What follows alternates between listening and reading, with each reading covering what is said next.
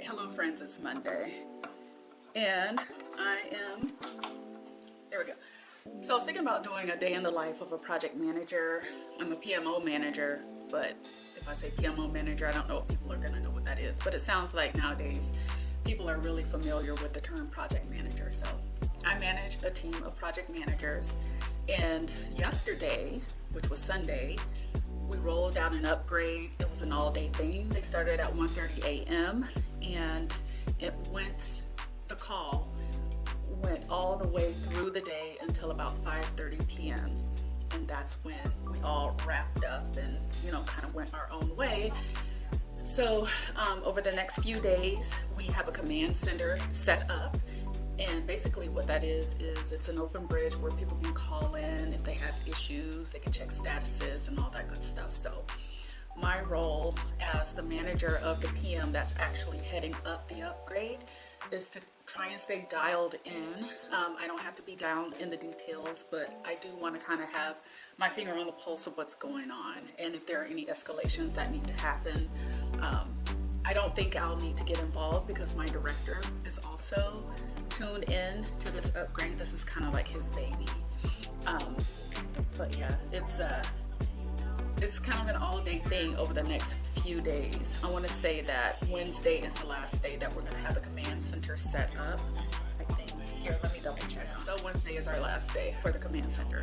So far things are going pretty smooth. Nobody wants to jinx it. Nobody wants to stay quiet because they're afraid that it's going to, like, a gremlin is going to pop up. But I have to tell you, I've been super impressed with the teams that are involved with the upgrade. So like the nurses and the analyst and just everybody involved, they really took ownership of the systems and applications that they are responsible for.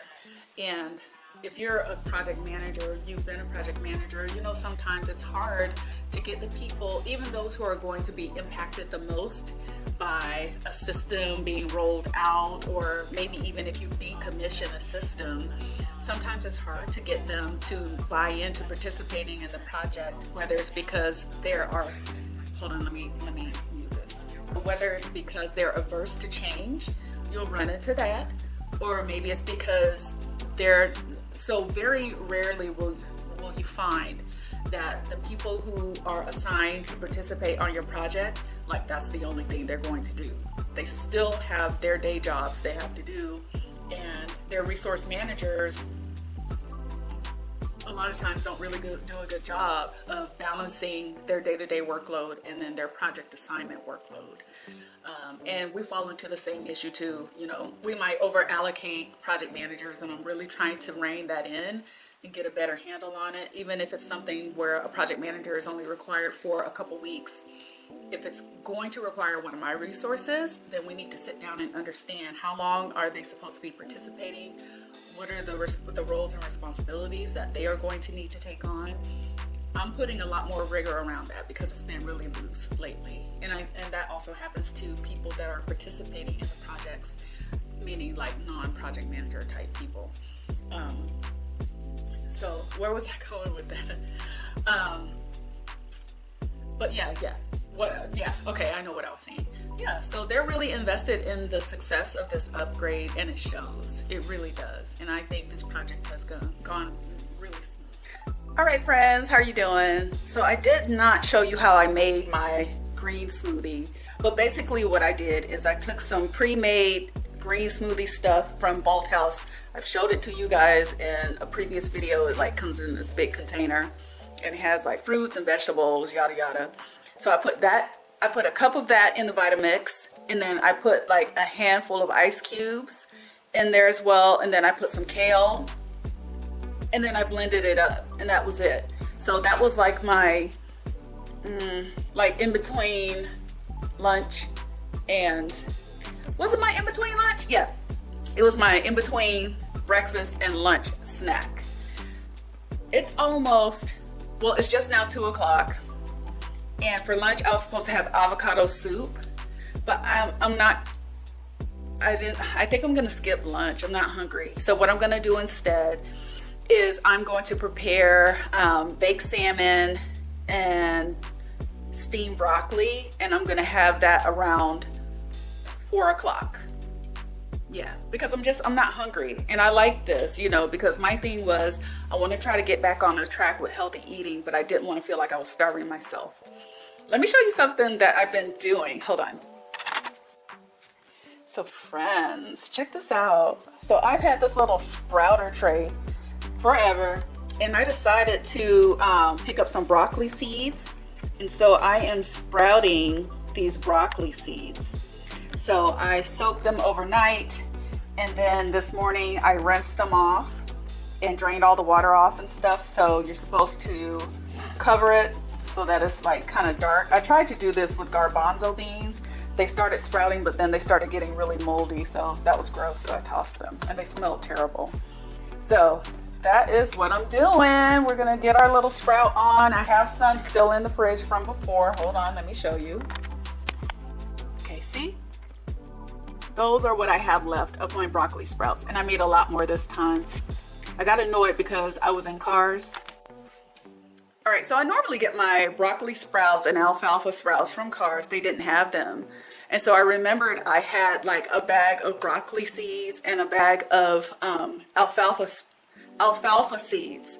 And so, yeah, I'm gonna just make my own. It was super easy. It took maybe 3 days for them to get to the sprouting level that I like.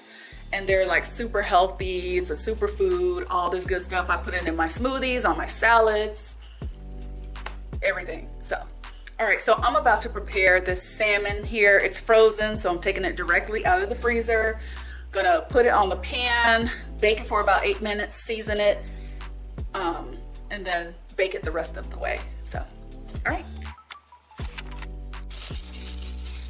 So a friend of mine gave me this salmon.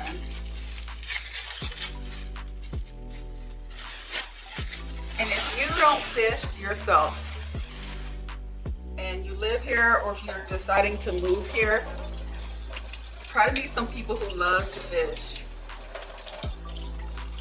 Because chances are they're gonna have more than they could really ever eat or use.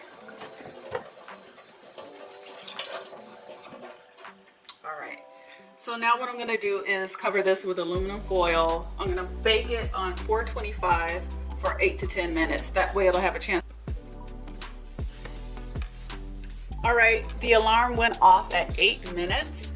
So now I'm gonna uncover it. I don't know what I'm gonna season it with. I have this really nice like Cajun seasoning, so I might do that because it has like a nice little kick to it. But yeah, I think I'll do that. I'll do that. Okay, so here is the seasoning. I think I've showed this to you all before. Kodiak Cajun. It's an Alaska-based product. Love it.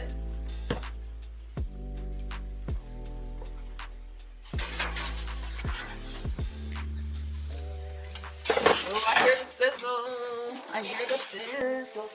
Okay. All right.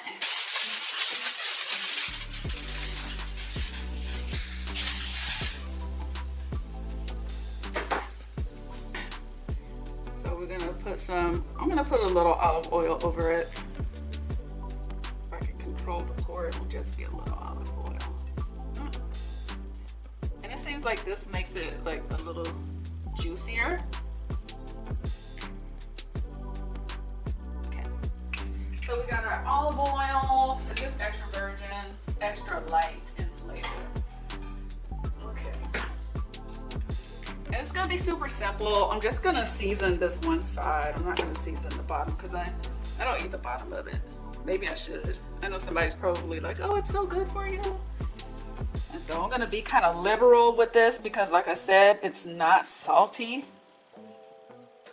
And I really wanna be able to taste the flavor of it. I bet this would be really good with some shrimp. I bet this would be so tasty. I can't eat shellfish, I'm allergic, so I used to, but my daughter, she kind of put a stop to all that. After I had her, I had developed a shellfish allergy. Okay.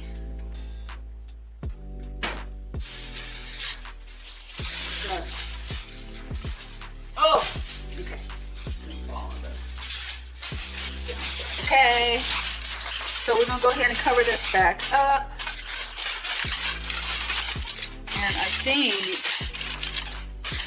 it's supposed to bake for 20 minutes. I'll have to double check. Yeah, I think it bakes at 20 more minutes. And then I look at it to see if it's looking right. And if not, you throw it back in the oven. But 20 minutes should be enough because again, this is frozen salmon. So you can overcook it, but it's difficult to overcook it. Get this a little tighter.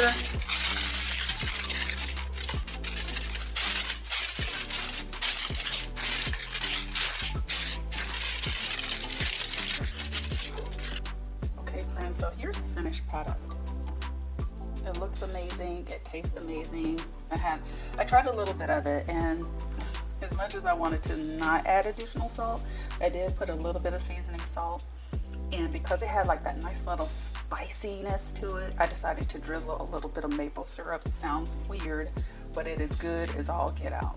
So I wasn't hungry before I started cooking this. I'm hungry now. So I'm gonna go ahead and have this, and then I will have my steamed broccoli. Well, it's close to 3 o'clock. Is that when I said I was gonna eat? I don't remember. Yeah, so I'm gonna go ahead and have this, and then I will steam up some broccoli in a bit.